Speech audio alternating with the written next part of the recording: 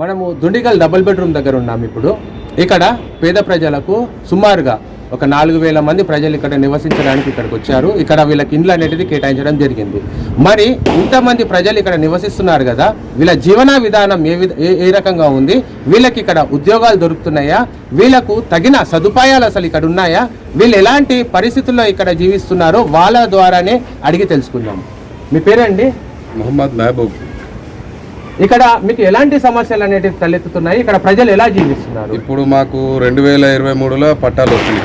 2023 తర్వాత అప్పుడు ఎలక్షన్ల ముందు పట్టాలు ఇచ్చారు. తర్వాత ప్రభుత్వం మారిపోయిన తర్వాత మాకు ఈ సంవత్సరంలో జనవరిలో ఇక్కడ అలాట్మెంట్ జనవరి 17వ తారీఖు చేసారు. మాకు అప్పుడు లోన్ గ్రహించారు. దాదాపు ఒక 2 సంవత్సరాల తర్వాత, సంవత్సరంన్నర తర్వాత మాకు లోన్ గ్రహించారు. అప్పుడు మేము వచ్చి చూస్తే ఇక్కడ ఏంటంటే మాకు నీటి సమస్య, ముఖ్యంగా నీటి సమస్య ఉండే. ఇప్పటి కూడా మాకు మున్సిపాల్ నుంచి సుక్క నీరు కూడా రావట్లేదు. అది కూడా ఎట్లా వస్తుందంటే ఇప్పుడు 7 బ్లాక్లకు కలిపి ఒక సంపు ఉంటే ఒక బ్లాక్ పైన కనిపించిన ట్యాంకర్లే మాకు ఒకటి వచ్చేసి 42,000 లీటర్లు అది దాని కెపాసిటీ. అయితే మాకు గవర్నమెంట్ నుంచి ఇప్పుడు ప్రస్తుతం ఉన్న గవర్నమెంట్ తరఫున మాకు వచ్చేది ఏంటంటే దినం తప్పించి దినము 40,000 లీటర్ల నీళ్ళు ఇస్తున్నారు వాళ్ళు.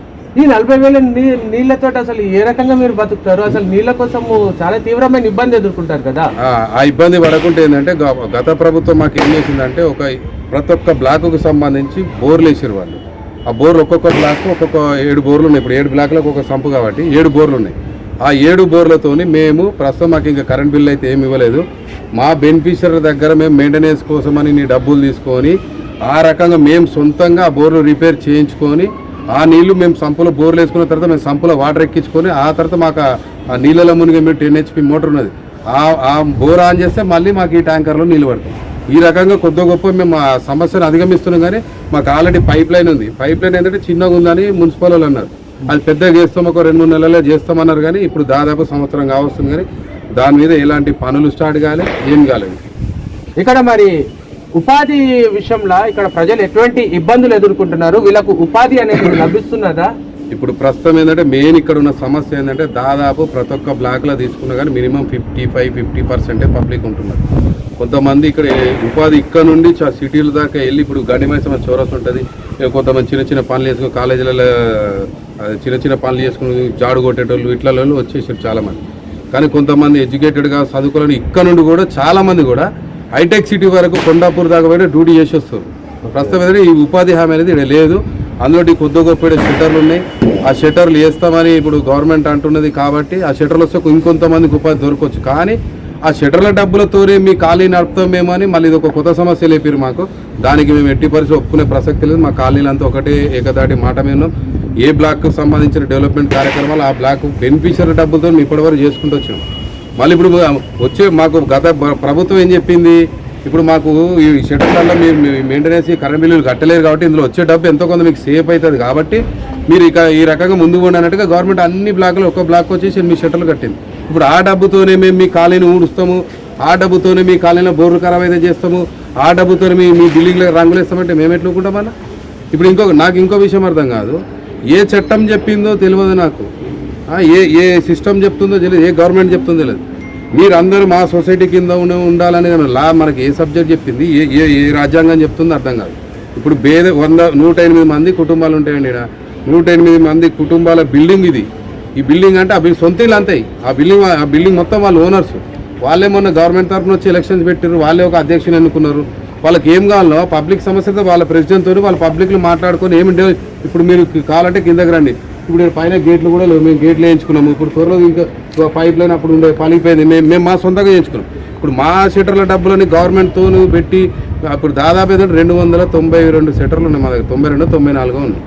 ఆ షట్టర్లన్నీ కొన్ని మూలలు రావచ్చు, కొన్ని పోవచ్చు. కానీ అందరూ ఒకే సమానంగా చూస్తాం. ఈ పైసలతోనే మేము రోడ్లు ఇప్పిస్తామని మేము ఎందుకు ఒప్పుకోవాలి? అట్లా చట్టం ఉన్నదా మనకేమైనా? అలాంటి చట్టాలు అనేవి మరి DCO గారే దీనికి జవాబు చెప్పాలి. రెండవ పాయింట్ ఏంటిది అని అంటే ఇక్కడ పిల్లలు చదువుకోవడానికి, అలాగే ఇక్కడ ఎవరికన్నా అనారోగ్య పాలైతే దగ్గరగా మీకు హాస్పిటల్స్ ఏమైనా గవర్నమెంట్ ప్రొవైడ్ చేసింది ఉందా? పిల్లలు చదువుకోవడానికి ఏమైనా స్కూల్స్ అనేటిది ప్రొవైడ్ చేయడం జరిగిందా? గవర్నమెంట్ స్కూల్స్ అయితే ఈ దగ్గరలో ఏవి లేవు.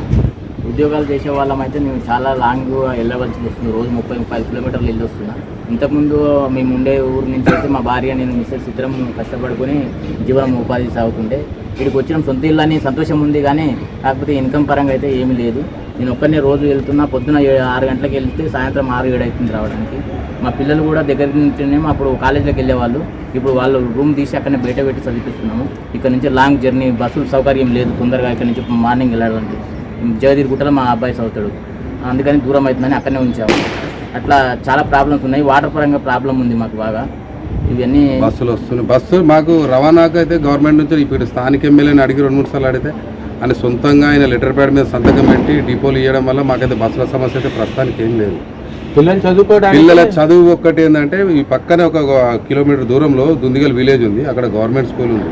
అక్కడ వేసే వాళ్ళు వేసుకున్నారు, కొంతమంది ప్రైవేట్లు వేసుకున్నారు. కానీ మీరు అన్నట్టుగా హాస్పిటల్ అయితే మాకు హాస్పిటల్కి సంబంధించి కొంతమంది గత ప్రభుత్వం తరఫున మాకు స్థలం కేటాయించింది. ఆ స్థలంలో మరి ఇప్పుడు ఈ పాటికి గత గవర్నమెంట్ ఉండుంటే అవునేమో, కానీ ప్రస్తుత గవర్నమెంట్కి ఎన్ని ఫిర్యాదులు పెట్టినా ఏం పెట్టినా పట్టించుకోవట్లేరు. ఇక్కడ ఎస్టీపీ భారం అనేది కూడా ప్రజల చాలా భయంకరంగా ఉంటది. సో దీన్ని మీరు అధిగమించడానికి, ఎందుకంటే ఈ ఎస్టీపీ అనేది మనకు తలకు మోసిన భారం ఇది. దీన్ని మరి మీరు సమర్థిస్తున్నారా, దానికి వ్యతిరేకంగా మీరు పోరాటం ఏమైనా చేస్తున్నారా? ఎస్టీపీ భారం ప్రస్తుతం అయితే మాకు బిల్లులు రాలేదని మేము పోరాటం స్టార్ట్ చేయలేదు. కాకుండా ఆ భారము పేదోడికి చాలా తలకు మించిన భారంగా, తల మీద పెద్ద పండబెట్టినట్టే. ఇప్పుడు సొంత ఇల్లుకు మనం ఇప్పుడు దాదాపు బయట మనం 5,000 కిరాయి కట్టుకున్నా కానీ ఇంత పెద్ద లొల్లు ఉండకపోవు. కాకుండా అన్నట్టుగా సొంతలో కూర్చుందా రేపు ఆ బిల్లులు స్టార్ట్ చేసి, ఇప్పుడు లాస్ట్ టైం ఒక వీడియో చూసినాను యూట్యూబ్లో, కొల్లూరులో కానీ ఇలాంటి జాగాలో ఒక్కొక్క బ్లాక్ వచ్చేసి 7-8 లక్షల బిల్లులు ఇచ్చారు వాళ్ళు. ఎస్టీపీలో బిల్లులు, కరెంట్ బిల్లులు ఇచ్చారు. ప్రజా పోరాటం చేస్తే ఎంతో కొంత తగ్గించడం, మళ్ళీ గవర్నమెంట్ వెనక్కి తగ్గి ఏదో జరిగింది అక్కడ. మా పరిస్థితి కూడా నెక్స్ట్ అదే జరుగుతుంది, మా దగ్గర కూడా అదే. కాకుండా మేము స్కూల్ అడిగినాము, అంగన్వాడీ అయితే ఒకటి శాంక్షన్ అయినట్టుంది, అది ఇంకా పనులు కూడా మొదలు పెట్టలేదు. కాకుంటే కొన్ని బ్లాక్లలో రూమ్లలో అంగన్వాడీ నడుపుతున్నట్టు మాకు తెలిసింది. అది నిజం అవ్వదో మనకు తెలియదు, కానీ మాకు సపరేట్ ఉన్న స్థలంలోనే కట్టియండి అని మేము అడుగుతున్నాం. కానీ ఆ స్థలము మీది కాదని గవర్నమెంట్ జిహెచ్ఎంసీ అధికారులు మాకు ఇండ్లపై చెప్పినప్పుడు ఒకసారి పెద్ద ప్రెసిడెంట్లు అందరూ తీసుకెళ్లి కాలనీ మొత్తం చెప్పి ఫెన్సింగ్ లోపల ఉన్నదంతా మీ స్థలమే, మీరు కాపాడుకోండి, కబ్జాలకు గురి చేసుకోకండి అని చెప్పారు. కానీ కొంతమంది వచ్చి ఇది మా స్థలము, గత ప్రభుత్వం మాకు ఏమిలని వాళ్ళతో మేము మాకు గొడవలు అవుతున్నాయి. కానీ ఇప్పుడు ఏంటంటే ఇప్పుడు మేము గొడవడలో స్థితిలో మేము లేము. మా బిల్డింగ్ పరిస్థితి, మా కాలనీ పరిస్థితి సరిగ్గా లేదు. కాబట్టి ఎందుకంటే గవర్నమెంట్ పరంగా మేము ఫిర్యాదు చేసేదే పెడుతున్నాము. కానీ ఆ స్థలాన్ని కూడా పోనేము. అక్కడ మాకు హాస్పిటల్ కావాలనుకున్నాం, మీరు అన్నట్టుగా ఒక ప్రాథమిక పాఠశాల కూడా అడుగుతున్నాం. రెండోది, మనకి ఎప్పుడైతే కేసీఆర్ మనకి ఇల్లు కేటాయించి ఇవ్వడం జరిగిందో ఆ రోజు మనకు పట్టాలు అందించినప్పుడు మీకు ఈ ఫలానా మెయింటెనెన్స్ ఉంటుంది, మీరు ఈ డబ్బులు కట్టాలి అనేసి ఏది కూడా చెప్పుండరు, చెప్పలేదు కూడా. చెప్పలేదు.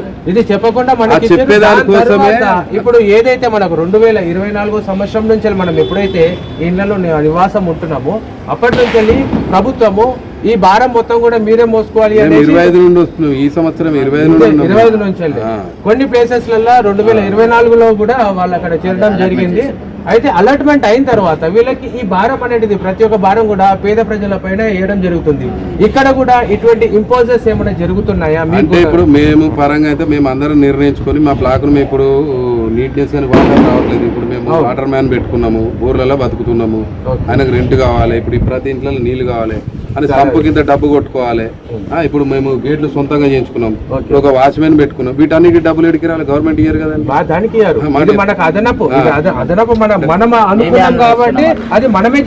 ఇప్పుడు మా బ్లాక్ వరకు మేము ఒక 100 కుటుంబాలు మేము నిర్ణయించుకొని ఒక అధ్యక్షుడిని ఒక టీం లాగా పెట్టుకొని ప్రజలు ఓట్లేసి గెలిచిన తర్వాత ఒక్కొక్క పని మేము ముందుకు వెళ్తున్నాము.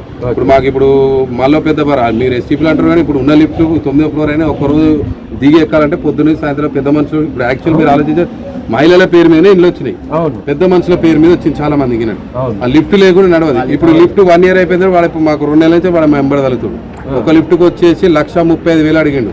మేము పోరాటం చేసాం, తగ్గెంతకు వచ్చిండు. ఒక లిఫ్ట్కి వచ్చేసి 88,000 అన్నాడు.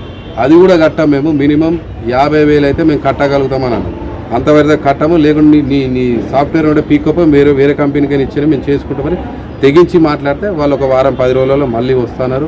వచ్చిన తర్వాత అప్పుడు మళ్ళీ మాట్లాడుతున్నారు. ఎందుకంటే ఇక్కడ చాలా మట్టు కూడా పేద ప్రజలు నివసిస్తున్నారు కాబట్టి అందినంతా దోచుకుందామనే విధంగా కూడా ఇక్కడ కాంట్రాక్టర్లు కావచ్చు, సంబంధిత అధికారులు కావచ్చు, ఏది వరకు అయితే ఆడి వరకు దుడుకుందామనే విధంగానే వ్యవహారం నడుస్తున్నది.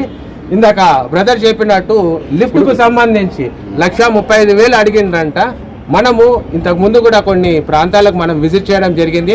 అక్కడ నామమాత్రం 50,000 వాళ్ళ యాన్యువల్ మెయింటెనెన్స్ లిఫ్ట్ కు సంబంధించి 50,000 మాత్రమే తీసుకుంటారంట, ఇంక్లూడింగ్ మెటీరియల్. అందులో ఏమన్నా స్పేర్ పార్ట్లు పోయినా కానీ వాటిది కూడా కలుపుకొని ఒక లిఫ్ట్ కు వచ్చేసి 50,000 ఏఎంసీ తీసుకుంటున్నారంట. సో ఇక్కడ వీళ్ళు పోరాటం చేయడం వల్ల వాళ్ళు 80,000కి తగ్గిర్రు. 80,000 కాదు, మేము ఇయ్యాలని చెప్పినాం, మేము పార్టీకి అడిగినాం, 40,000 ఎందుకంటే మా పెద్ద కాలనీ ఇప్పుడు దాదాపు 37 బ్లాక్లు అంటే 74 లిఫ్ట్లు ఉన్నాయి. ఇక్కడ మాకు సర్వీస్ మ్యాన్ ఒక్కనే పెట్టిండు. మాకు 2-3 సర్వీస్ మ్యాన్ పెట్టండి, ఇంకోటి మేము 40,000 కన్నా ఎక్కువ కట్టలేము అని డైరెక్ట్ చెప్పేసినాము. వాళ్ళ పై ఆఫీస్తో మాట్లాడి వాళ్ళ కంపెనీని మాట్లాడుకొని మళ్ళీ ఒకసారి వచ్చి చర్చిస్తామని చెప్పి సరే సార్ అని చెప్పిన వాళ్ళు అటు మేము ఇటు. మీరు అన్నట్టుగా మెయింటెనెన్స్ భారం అంటే ఆ మెయింటెనెన్స్ భారం పడొద్దనే ఆ కింద షట్టర్లు కట్టినని గత గవర్నమెంట్. ఆ షట్టర్లు ఇలా లాజిక్ ఏంటంటే ఇప్పుడు బ్లాక్ వైజ్ గా కమిటీలు అయిపోయినాయి లీగల్ గా. ఇప్పుడు మొత్తం కాలనీ పేరు మీద కమిటీ వేస్తా అంటారు. కమిటీ వేయండి, మంచిదే, చాలా మంచిది. కమిటీ వేసిన తర్వాత మా కాలనీకి ఏం కావాలో కమిటీ మెంబర్స్ రాష్ట్రాలకు గెలిచిన అధ్యక్షుడు రాసుకుంటాడు, ఓ లెటర్ ప్యాడ్ తయారైతే అంత బాగుంటుంది. ఇంతవరకు వాళ్ళు గవర్నమెంట్ నుంచి డబ్బులు తీసుకొచ్చి మాకేడే చేయాలి, కానీ ఈ షట్టర్ల డబ్బులే తీసుకొని మేము కాలనీని సాఫ్ చేస్తామంటే మేము ఒప్పుకోవట్లేదు.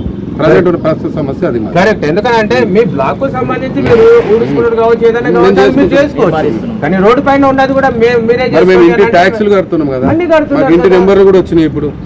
మరి దాని సమస్య ఈ డబ్బులతో, మా డబ్బులతో గవర్నమెంట్ మాకెందుకు డెవలప్ చేయాలి అంటున్నాను. మరి డెవలప్మెంట్ అంటారా లేకుండా నా సొమ్ముతో నన్నే ఊరేగిస్తారు. ఇంకోటి ఏంటంటే మాకు ఫస్ట్ ఓన్లీ వెల్ఫేర్ అసోసియేషన్ కింద ఇట్లా చేసుకోండి అని అంటే, వెల్ఫేర్ అసోసియేషన్ ఏంటంటే ఒక ప్లాట్లు కొన్ని లక్షలు పెట్టి కొనుక్కున్న వాళ్ళు ఎక్కువ వెల్ఫేర్ అసోసియేషన్ చేస్తారు. కొనుక్కోలేదు కదా, గవర్నమెంట్ ఫ్రీ ఇచ్చింది, మా అదృష్టం అది. నిజమైన పేద ప్రజలకు ఇచ్చింది ఎక్కువ పర్సెంటేజ్. దాన్ని బట్టి ఇప్పుడు మీరు అన్నట్టుగానే ఒక బిల్డింగ్ 9 ఫ్లోర్ల బిల్డింగ్ 108 కుటుంబాలు అంటే ఎన్ని లీటర్ల నీళ్లు కావాలి ఒక రోజుకు? ఎంత కరెంటు కామన్ ఏరియా వాడుతుంది. ఒకవేళ లిఫ్ట్ మాకు జనరేటర్ కూడా ఇచ్చి లిఫ్ట్లో కరెంటు పోయింది అనుకో, ఇప్పుడు జనరేటర్ వాడినాం మేము కొద్ది రోజులు, ఇట్లా పెద్ద మనుషులు ఎక్కుతారు, సడన్గా వాచ్మెన్ ఉంటాడు, కరెంట్ పోయింది అనుకో లిఫ్ట్ ఆగిపోతుంది, ఏదో ఒక ఫ్లోర్లో అయిపోతుంది, ఆ డోర్లు తెరుచుకో ఆటోమేటిక్. మేము మళ్ళీ ఇవన్నీ చెప్పడం వల్ల ఒక్కొక్కసారి డోర్లు ఓపెన్ అయితే ఒకసారి కావట్లేదు. సడన్గా మేము మా వాచ్మెన్ పోతాడు, జనరేటర్ ఒక 2 నిమిషాలు 3 నిమిషాలు ఆన్ చేస్తాడు, టక్కున ఎవరు ఇవ్వాలి మళ్ళీ బంద్ చేస్తాడు. మరి ఆ డీజిల్ ఖర్చు కూడా మరి ఎవరు భరించాలి? మా బెనిఫిషియల్ మేము భరించుకుంటలేమా? మీకు ఎన్ని లీటర్ల డీజిల్ అనేది పడుతుంది అంటే గంటగా? ఇప్పుడు అయితే మేము గంటలు నడపలేదు, కాకుంటే మేము ఇప్పుడు ఆ జనరేటర్ కెపాసిటీ దాని ట్యాంక్ వచ్చేసి 70 లీటర్ల కెపాసిటీ. కానీ మేము ప్రస్తుతానికైతే ఆల్రెడీ మాకు గవర్నమెంట్ ఇచ్చినప్పుడు ఏమీ లేదు, ఒకసారి మేము 40 పోసినాము, మొన్న ఒక 20 పోసి పెట్టినాము. అది ఎంత కాలేదు ఎంత కాలేదని మనకు తెలియదు, కానీ అవసరం తగ్గట్టుగా ఇట్లా జనరేట్ చేస్తాం, బంద్ చేస్తాం. ఇక్కడ మీకు కరెంట్ అనేది నాణ్యతగా మీకు సరఫరా అవుతుందా? దాంట్లో ఏమైనా అంతరాయం అనేది? మొదట్లో మాత్రం అసలు మా కరెంటే చక్కగలేదు. 3 గంటలు 4 గంటలు ఆనాటి రోజులు అన్నారు కదా, ఆ రోజుల లెక్కనే మాకు అప్పట్లో పొద్దున 4 గంటలు 3 గంటలు ఇట్లా పోయేది. మాకు అప్పుడు సబ్స్టేషన్ బల్లే స్థానిక ఎమ్మెల్యే అప్పుడు ఉన్నప్పుడు వాళ్ళు అప్పుడు శాంక్షన్ చేసిన 3,50,00,000 పెద్ద సబ్స్టేషన్ కట్టించారు మాకు ఇక్కడ. ఆ సబ్స్టేషన్ వచ్చిన తర్వాత కొంచెం లైనింగ్ కొత్త లైన్ కొంచెం ప్రాబ్లం అనేది. ప్రస్తుతానికి మాత్రం కరెంట్ సమస్య అయితే లేదు మాకు, ఏం లేదు. అయితే ప్రస్తుతానికి వీళ్ళకు మంచినీటి సమస్య మరియు ఉద్యోగ సమస్య, ఇదే కాకుండా మోరీలు మున్సిపాలిటీ సమస్య ఉంది, మున్సిపల్ వాటర్ సమస్య. వాటర్ మాకు ట్యాంకర్లతో సరిపోవట్లేదు. ఒకటి మాకు రోడ్లు నీట్ గా ఊడ్చే వాళ్ళు లేరు, వీడ ఉపాధి హామీ లేదు.